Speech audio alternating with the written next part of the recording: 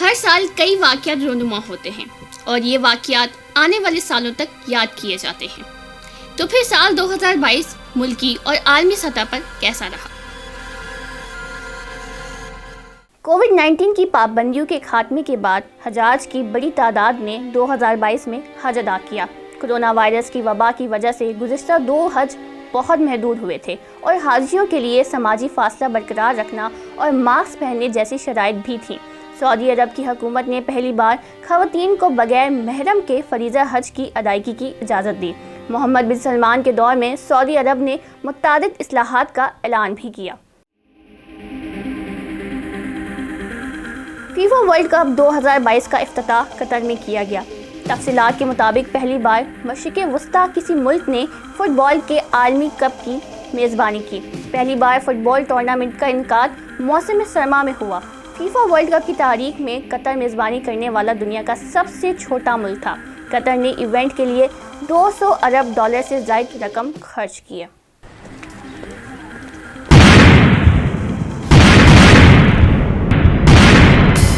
روس اور یوکرین جنگ ایک طویل تنازع ہے جو فروری 2014 میں شروع ہوا تھا۔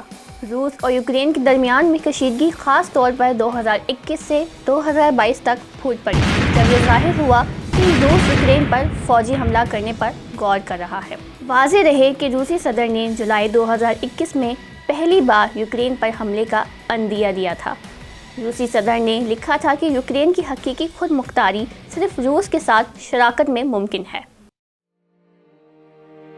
سال 2022 میں برطانوی ملکہ الزبتھ انتقال کر گئیں۔ 70 برس سے بھی زیادہ عرصے تک برطانیہ کی حکمرانی کرنے والی ملکہ الزبتھ کا انتقال 96 برس کی عمر میں ہوا۔ بکنگھم پیلس کے مطابق ملکہ اسکاٹ لینڈ میں اپنی دیہی رہائش گاہ بالمور پیلس میں مقیم تھیں۔ کئی عرصے سے معروف ہالی ووڈ اداکار جانی ڈیپ اور ان کی سابقہ اہلیہ امبر ہرڈ کے درمیان امریکی عدالتوں میں گھریلو تشدد اور ایک دوسرے کی عزت خراب کرنے کے مقدمے چل رہے تھے۔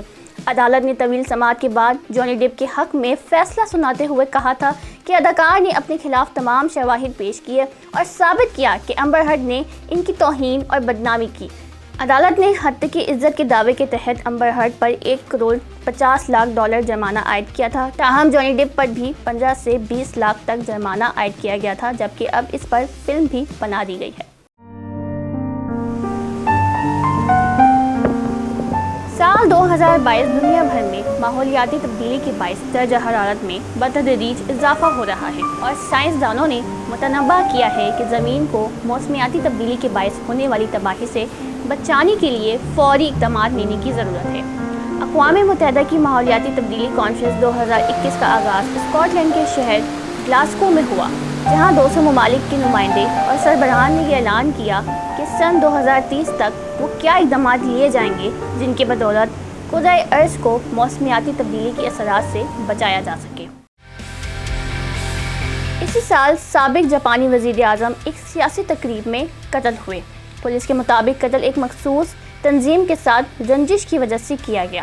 جاپان کے سابق وزیر اعظم کے قتل کی تحقیقات کرنے والی پولیس نے کہا ہے کہ مشتبہ شخص کی ایک مخصوص تنظیم سے رنجش تھی۔ اس سیاسی مہم کے پروگرام میں تقریر کے دوران گولی لگنے کے بعد اسپتال میں انتقال کر گئے۔ پولیس نے بتایا کہ ٹیٹسوا یاماگامی نے انہیں گھریلو ساخت کی بندوق سے گولی مارنے کا اعتراف کیا۔ اس سال دنیا بھر میں کرپٹو کرنسی کی قیمتوں میں تیزی سے کمی آئی ہے اور اس کی وجہ ایک مقبول کوائن کی مالیت میں 99% تک کمی آنا ہے، جس نے اپنے ساتھ ایک اسٹیل کوائن یعنی کرنسی جس کی قیمت میں تیزی سے اتار چڑھاؤ نہیں آتا کی قیمت بھی گرا دی تھی۔ اس صورتحال سے خوف زدہ سرمایہ کار اب بڑی کرپٹو کرنسی سے اپنا پیسہ باہر نکال رہے ہیں، کیونکہ لوگوں کو اب یہ لگنے لگا ہے کہ عام کرنسی اسٹیل کوائنز کو بھی اپنے ساتھ ڈبا سکتی ہیں۔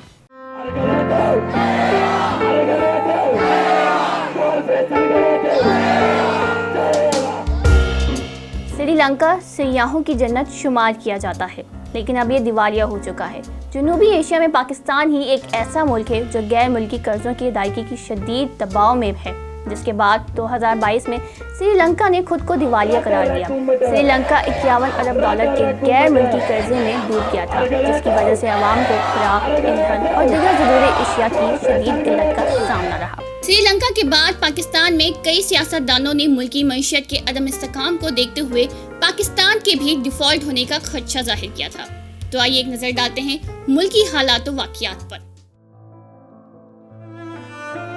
مہنگائی کی شرح میں ہوشربہ اضافہ۔ سال 2022 میں حکومت کی لاکھ کوششوں کے باوجود گراں-فروشوں کی جانب سے خود ساختہ مہنگائی کا مسئلہ بدستور موجود رہا۔ مہنگائی کی شرح میں اضافے کے بعد پاکستان میں بھی مہنگائی کسی صورت کنٹرول نہ ہو سکی۔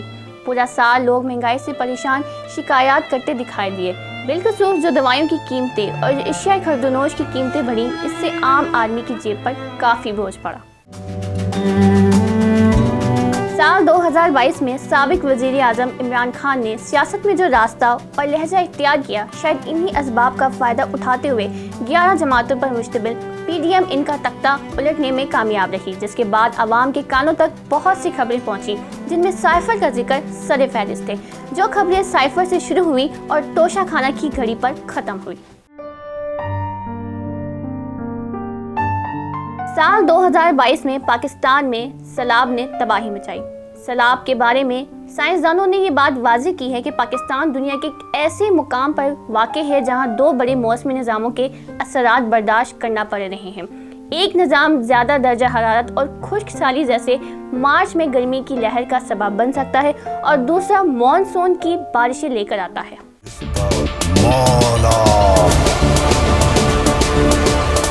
انسائکلوپیڈیا اور لاشاری فلمز کی شاہکار فلم دی لیجنڈ آف مولا جٹ ریلیز کے بعد باکس آفس پر مسلسل شاندار کارکردگی کا مظاہرہ کر رہی ہے۔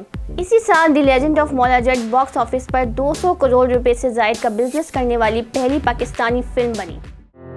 سال 2022 میں ہی منی لانڈرنگ اور دہشت گردی کے لیے مالی معاونت پر نظر رکھنے والی عالمی ادارے FATF کی جانب سے پاکستان کو گرے لسٹ سے نکال دیا گیا تھا، اور اس کے بعد یہ امکان ظاہر کیا گیا تھا کہ اس اہم پیش رفت کا پاکستان کو فائدہ ہوگا اور ملک کے لیے آسانیاں پیدا ہوں گی۔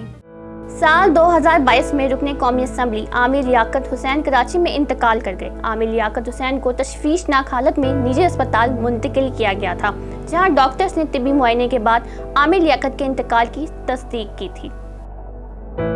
سال 2022 24 اکتوبر کو پاکستان کے معروف صحافی ارشد شریف کو کینیا میں سر پر گولی مار کر قتل کر دیا گیا تھا۔